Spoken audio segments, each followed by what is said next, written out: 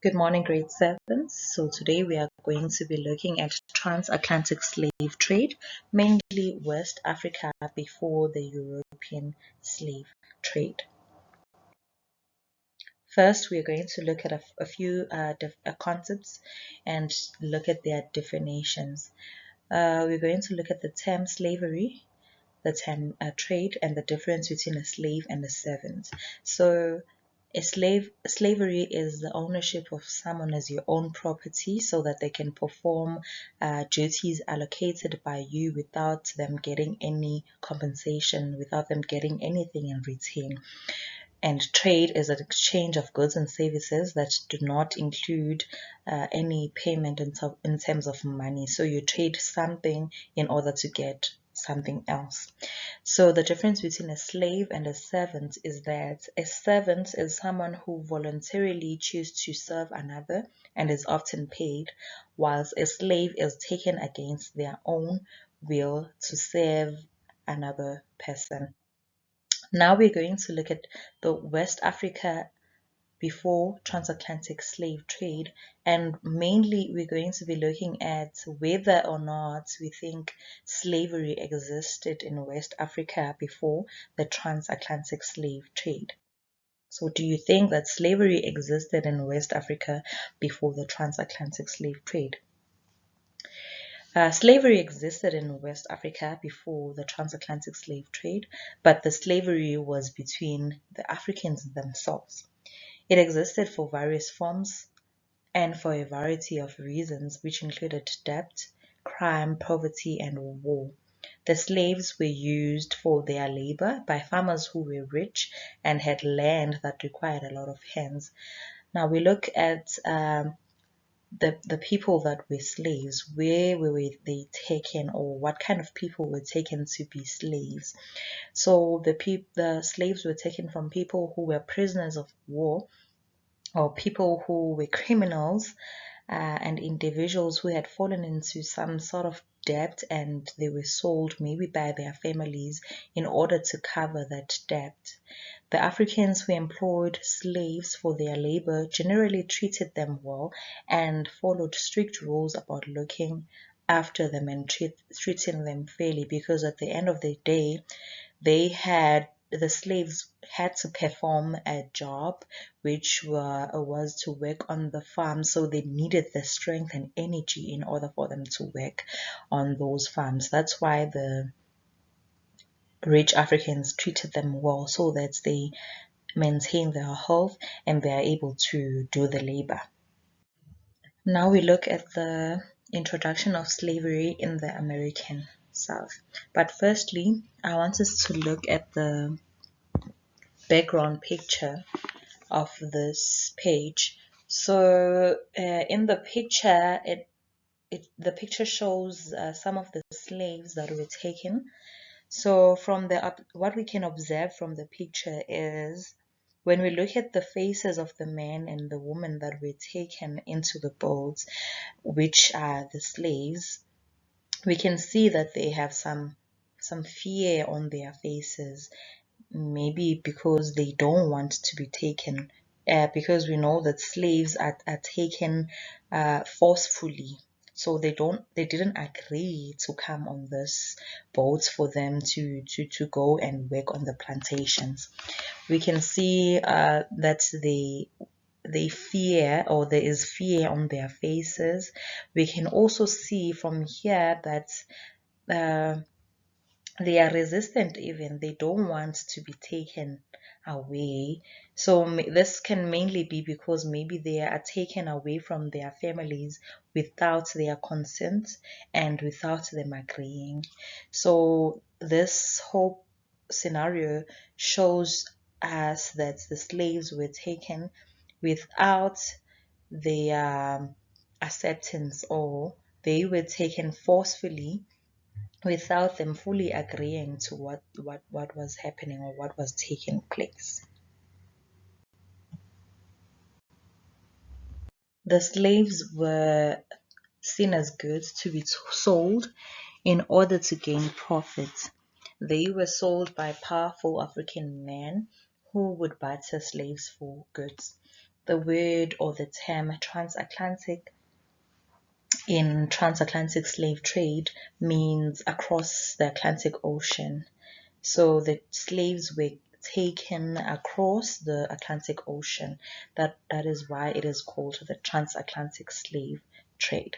Most slaves were shipped from Africa to America on the other side of the ocean. So the slaves from Africa were first brought to American colonies during the 1600s. The slaves were needed by rich Americans who, in order for them to come and work on the huge farms that were known as plantations in the American South.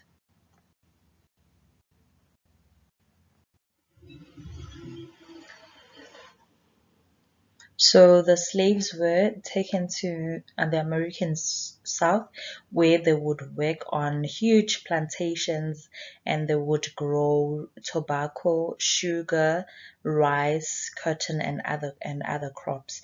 From the picture here, we can see that it took the slaves hard work in order for them to work in these plantations. So in these plantations, we can see also that now they are tired. It took them hard labor for them to work on the plantation owners preferred slaves to work on plantations as they had no claim to any part of the crops or land, which is why they preferred not to hire any ordinary workers and they could own them without paying them. So if they had hired ordinary workers, it would mean that they had to pay them. But now that they got slaves, the slaves would do all the work without getting any form of payment. The slaves worked long hours, sometimes without even taking any breaks, and they always obeyed the rules they received from the authority, which is the farm owners. They had no choice on what they wanted to eat, when they wanted to eat, and did not receive any payment as a result of their labor. Now we're going to look at what happened to the raw materials that the slaves produced. So the plantation owners ensured that slaves worked hard in order to produce more products so that they could sell them. The goods that were produced were rice, cotton, tobacco, and then those goods were then shipped and sold into the United States and mainly to the Western Europe. So after the raw materials were sold to West Europe, it would then be manufactured, and the manufactured goods would be sold to West Africa, where the slaves come from. The raw material was transported and sold to Europe so that they could be manufactured and sold back to West Africa. So they made profits in that way because they produced raw materials and manufactured and produced them and then sold them to West Africa. Then lastly, we're going to look at the trade routes and the economy of the affected areas. So the slave trade improved the economy of South America. The transatlantic slave trade improved the economy of Europe. And then the transatlantic slave trade worsened the economy of West Africa. Looking at the picture here, the slaves were taken from West Africa. They were then transported to America, where they worked on huge plantations to get the raw materials such as sugar, cotton, and tobacco. The raw material would then be transported or sold to Europe. And after the raw material would be sold to Europe. It would then be manufactured in Europe. And then from Europe, the goods would then be sold back to Africa where the slaves were taken, meaning that Europe was making a profit because they were selling the manufactured goods. America was also making a profit because they sold the raw materials to Europe. The only part or economy that was affected was the economy of Africa or West Africa, because that is where the goods were sold to. And it means that the people of West Africa were buying from Europe. So the transatlantic slave trade worsened the economy of West Africa.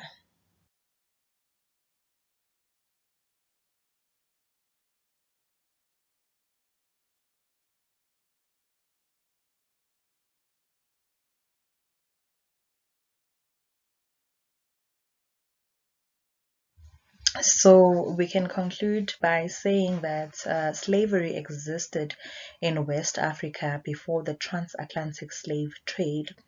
The transatlantic slave trade represents or shows us one of the most traumatizing, violent, and horrific experiences that Africans had to go through in the history of the world, and the rights of Africans as humans were violated. The rights of the slaves were violated because they were taken against their own will to go and work hard and tirelessly in huge farms known as plantations, where they worked long hours without, sometimes without even getting any breaks, and they had to work without expecting to get any form of payment. So their rights as humans were violated.